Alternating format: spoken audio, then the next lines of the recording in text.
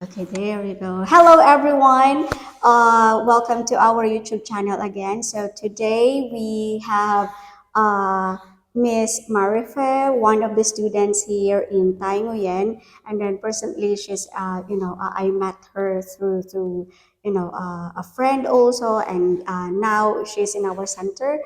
Now we are going to talk about the scholarship here in Tai Nguyen, and actually she's a Filipino. So, teacher, yeah. Hello everyone. Actually, this is my first time to talk about this thing, and I would like to introduce myself. I am Marife Valenciano. I am 26 years old. I am from Quezon Province, Lucena City, and I'm staying here in Vietnam for almost, I think, 4 years now. Wow, 4 years. Ako, 4 months now. So, pag-usapan natin yung scholarship na nakuha mo Yes. in the Philippines. So, how did you find out about this scholarship and what was the application process like? At first, in our school din po kasi, ano sila, nung way back 2019, before pandemic start, Yeah. nagkaroon po kami ng parang program na kung sino daw po gusto mag-join sa ibang bansa. Tapos doon namin gagawin yung internship. Bali, student ka na nun sa Yes, university? doon po ako student. Student ako doon sa school namin. Tapos yung school namin, parang nag-collab, gano'n, na mag-exchange po sila ng students, students sa ibang bansa, pupunta sa Pilipinas para mag-study ng English, tapos kami pupunta doon para mag-study ng Course. ng course. Okay. So, was 2019, before the pandemic start. Tapos kami po yung mga sumama. Actually, 12 po kami. Tapos, during that time, we stayed here in Vietnam for 12 days. 12 days lang? 12 days lang. Tapos, dun niya po na, after that, parang inopen na po na kung gusto po namin magstay dito, bibigyan nila po kami ng full scholarship. At first, parang in-offer nila, okay, we're going to give you full scholarship. But because nag-stop po ako ng 1 year, gawa po kasi yung pandemic. Parang hindi ko po siya tinuloy. So parang ang naging system, parang nagbabago-bago yung system nila each year. So parang ang naging system is, nung nag-enroll na ako dito, parang 50% off na lang po yung scholarship. Okay, which is, at that time, nung nag-stay kami dito ng 12 years, in-offer nila is 100. 100 nung time. So, mayroong mga Pilipino na full scholarship talaga yun? Yes. Meron po talaga. Okay. Before pa.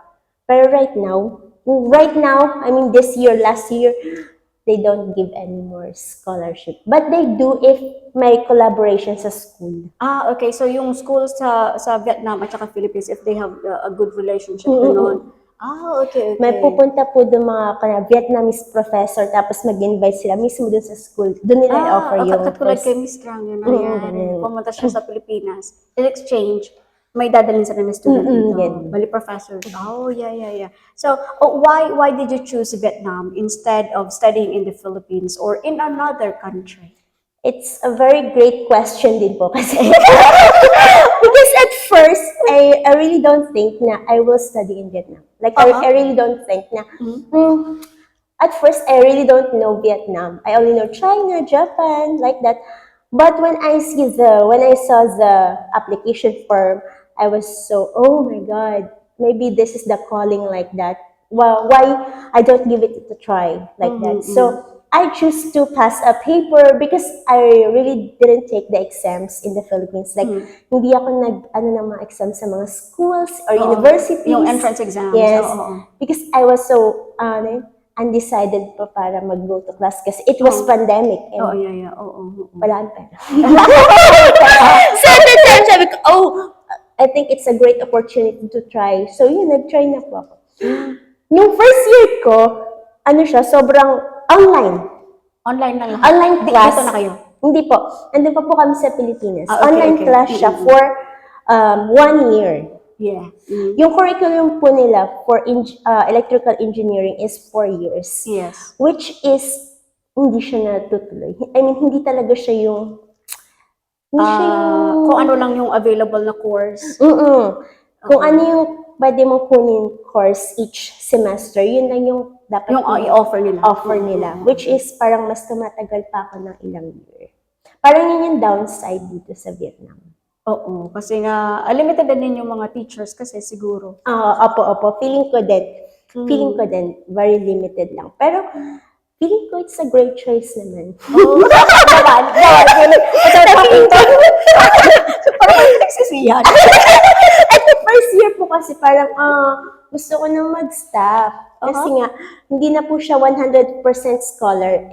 I'm not aware at that time na hindi na pala siya 100%, 50 na pala siya. So, syempre po, pandemic, parang, wala akong ganun pera pa, magbabayad na ng tuition. Every semester kami magbabayad. Yeah. So, talking about pera, yung scholarship, ano yung cover? Is it like accommodation, allowance, tuition fee, miscellaneous? Ano yung cover ng 50%? No, they didn't. Parang hindi po. Yung 50%, parang yung sa scholarship, 50% hati nun. Tapos yung babayaran lang namin is yung 50% ng scholarship. Yung the rest, kami pa rin yung magbabayad sa electricity, sa dormitory. Sa dormitory, yun po yung free talaga. Parang kinonsider na po nila yun kasi you're the foreigner, parang ganun. Okay. So, tubig, kuryente, pagkain. Kami po ang sasalon. Sasalon. Parang nag-aral ka rin from Lucena, nag-aral ka sa Maynila. Yun. Kaso nga lang, free lang yung dormitory mo. Yun lang. Dormitory. Tapos yung tuition fee, saan mas mababa? Pilipinas o Vietnam? Vietnam. Yung mas mababa? I think based, parang based sa course na kukunin mo or tsaka sa school na mag-enroll ka. Kasi ngayon sa Pilipinas, I don't know sa ibang school ha, yung ano is like nasa 50,000 per semester. Dito, yung magkano? Yung range? Here, nag-range lang po siya ng 30K per semester. 30K. Tapos parang lang ibabayaran niyo. Parang yun na po yung pinakamataas. Yun ang pinakamataas na 30K. Wow. Oh, okay. Mag-aral kayo dito. Sino yung may nanay? Lalo na ngayon na pa-end na yung school year, malapit na. So, malaking opportunity ito. Now, academic adjustment, how is it different is, the education system in Vietnam compared to the Philippines? Gaano siya, ano yung comparison mo? Ano yung difference nila? Because I really didn't try to study in college in the Philippines, so I can't really say this, is it the same or is it different? But I can teach. I can tell na pag tungtong nyo ng college dito sa Vietnam, mostly gusto nila is self-study ka. Yes, tapos, ang pinakang maganda is yung time schedule is so flexible. Like you can study this 2 times in a week. That you don't have to go to school every day. Yeah, like yes, like that. I think that's the good thing din po. Kasi after that, we can go. Just sit down there first. May student kami na dumating. Tapos chichikahan kami dito. Yeah. And then, tapos, meron ka pa pong free time for yourself. Tapos free time kung gusto mo din lumabas with your friends. Parang may free time ka to explore Vietnam. Exactly. Yeah, Not only just you go to school and study, go to school and study. So, may balance. Yeah, there's a balance. Wow, the word balance. Okay. Now, yung language, what was language a big challenge for you? When you first arrived here in Vietnam, like 5 years ago, 10 years ago, yung English dito is napaka, pa talaga, hindi pa ganun na well-versed yung mga tao. So, what was your experience way back 2019? Very hard question kasi until now, I'm staying here for 4 years, coming to 5 years, but I really don't know how to communicate in Vietnamese. Pero alam mo naman paano mag-count ng 1 to 10? Yes. I know. Especially, I think that's the common thing that you have to learn going here in Vietnam. You learn how to say the numbers, how to greet, and then how to spend your money correctly because sometimes they mix, you know. Oo, million kasi. Yeah. Isang mukha lang yung pera nila. Mm-mm. Minsan yung 500,000 kaka yung 20,000, magkapareho yung The mahalos. color. Yeah. Oo. Po ba? No, at first, nalilito pa talaga ako. Like, huh, ano yung 200 tapos 20K? Hindi ka. Tapos nung pagsasabihin nila, mostly po kasi, when you go to the grocery, when you go to the wet market, they don't really speak English. Yeah. So, Google Translate ka. Sometimes, Or sign language. sometimes I do that. Sometimes at first year, like first time we went here, when we arrived, there were Vietnamese people who likes to help. Yeah, they will guide us to go to the wet market, and then they will translate for us. Ganun. Tapos ngayon, wala na. Ikaw lang. Right? So na lang. Not, yeah. Hi! Yun the basis. And then you will get familiar din po sa wet market kasi everyday din po kami nandun eh. So parang alam na nila na, ito ang bibilhin ko, ganun, ito na yun. Yun na yun. Automatic na siya. Automatic na. Okay. Now, when it comes to financial perspective, do you think studying in Vietnam is more affordable compared to studying in the Philippines? Oh. Kasi siguro may mga kilala ka din ng mga university students sa Pilipinas. So, what do you think? Personal ano lang po siya. Personal speaking, I think living here in Vietnam is more affordable than our country. That's what we yes, mas mura talaga dito. Mas mura as in. When it terms po kasi sa kanilang agriculture, they really like to tangkilikin ang sariling ati. Parang ganun sa kanila.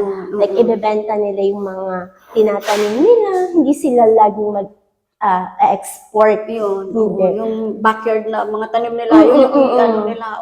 Tsaka, pansin ko dito, sa lahat ng Vietnamese friends na na-meet ko, tapos napunta sa bahay nila, nagtatanim po talaga sila. Ayan, sa harapan natin, may tanim lang dyan. Tsaka meron silang mga alagang manok, alagang hayop, mga ganun. Parang probinsya natin. Ganun. Tapos, napakamura. And then, kasi 4 na taon ka na dito. Okay. Do you ever feel homesick? And how do you cope with it? Kasi wala tayo sa Hanoi. Nasa province tayo. Not just like in Hanoi, di ba? Marami dong mga places na mawibili ka talaga. Dito, iba kasi So, how do you cope with it? I think first year, I was so nervous, I was so scared, and then I just want to go back. Parang, wala naman eh, parang ano lang eh. Everyday kasi kaya ako gumising, tapos mag-aaral, tapos mag-work ng konti, tapos kakain, ganun. Parang yung cycle of life. Pero, I think one of the reason, kaya din para ako nag-stay, because of my circle of friends.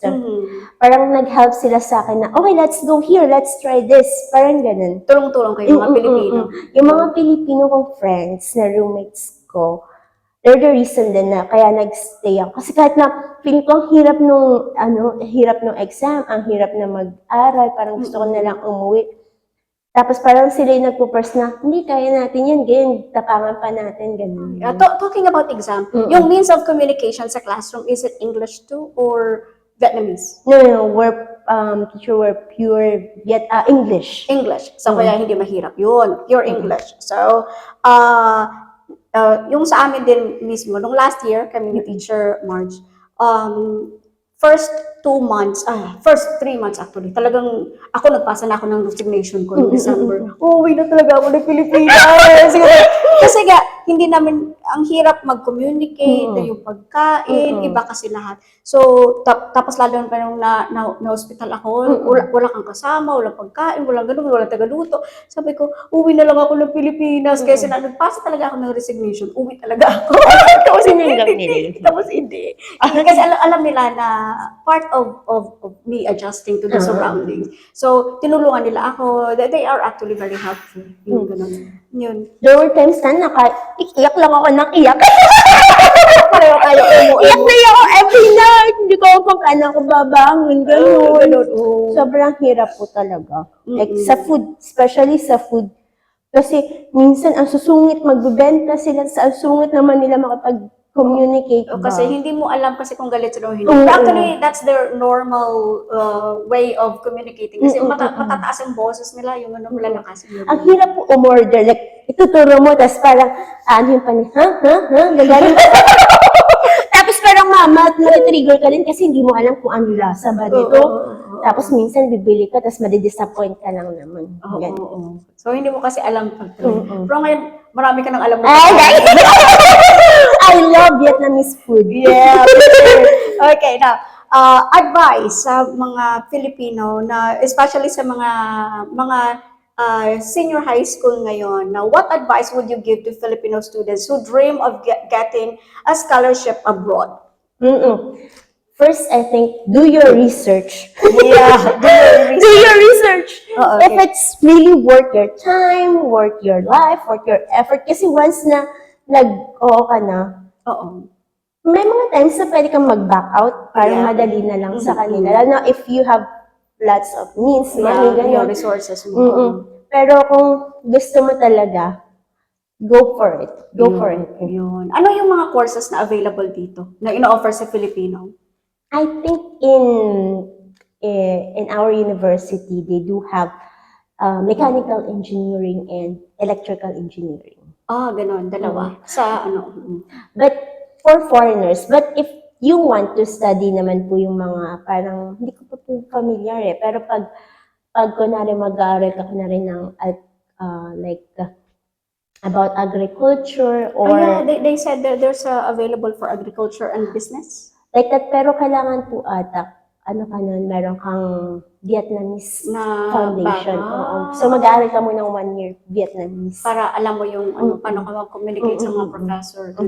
Kasi pag ganun na po, parang Vietnamese na rin yung kanilang ano. So yung pure English talaga is electrical and mechanical engineering. Pero I think sa ibang university, kasi meron po kaming madaming university dito sa Tay Nguyen, nag-offer po sila ng iba't ibang course, pero hindi ko lang po alam. Okay. Now, saan sila makakahanap ng tulad nito na scholarship? May mga contact person ka ba na pwede nating ilagay dito sa page natin para Meron po. Sa university namin, nagbibigay po sila ng parang form, tapos open yun sa ibang estudyante.